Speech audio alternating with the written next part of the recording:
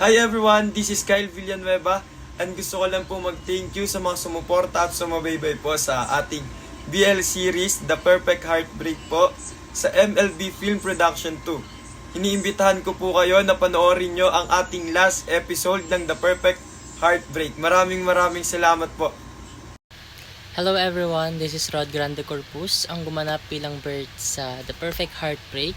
Ayan, I'm inviting all of you to watch our finale episode this coming Monday, 7:30 p.m. and join us on the premiere night. Thank you guys. Hello everyone, I'm Chris J. Gavides and I play the role of Mark on The Perfect Heartbreak at iniimbitahan ko po kayong lahat na abangan nyo po ang aming final episode.